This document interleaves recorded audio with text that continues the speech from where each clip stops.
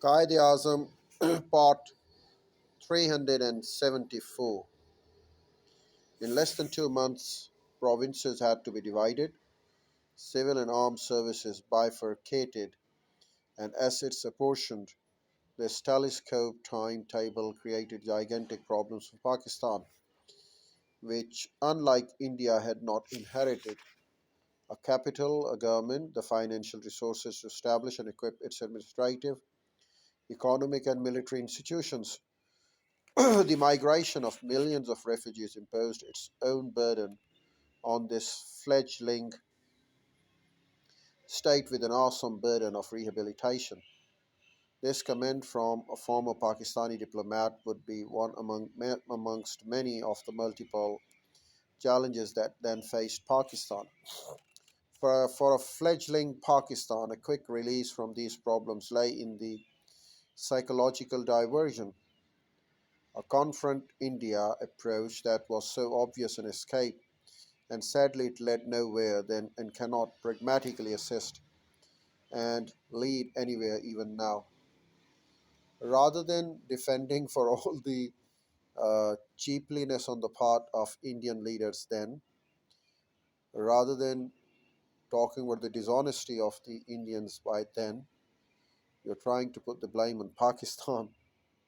Well, the resources were to be shared, the finances were to be shared, and if they didn't share or delayed it, the blame should go on the Indians. What are you talking about, Pakistan, and what exactly are you trying to pose here?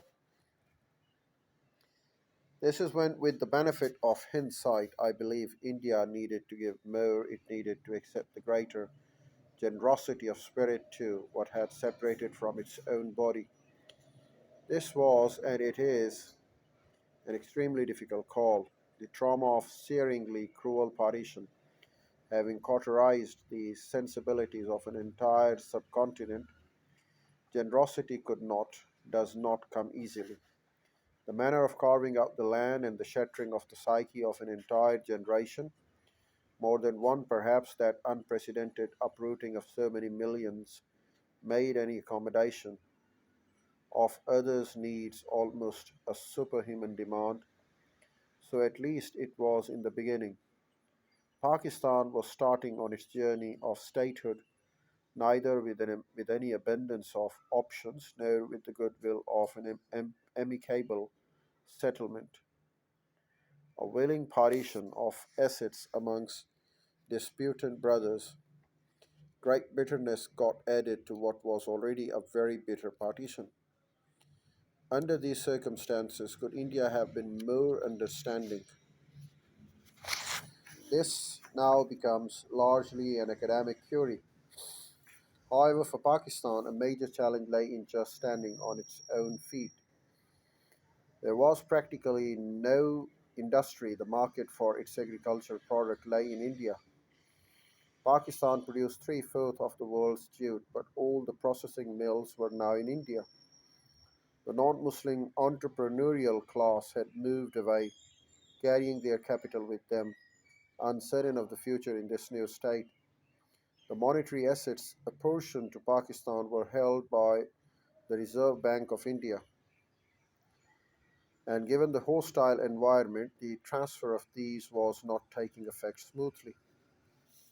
So, this is where the Muslim leaders say that these were the schemes by the Hindus, these are the schemes the uh, by the influentials which forced uh, them to form Pakistan.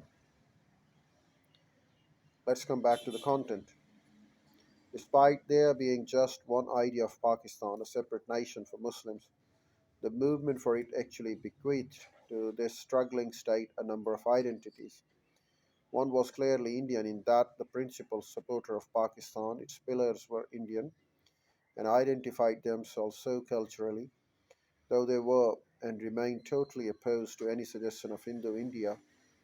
This is a sensitive and a difficult aspect of the entirety of India Pakistan relations, particularly about national identity. What we routinely call India's identity axiomatically will continue to incorporate so many aspects of what is also today a Pakistan identity.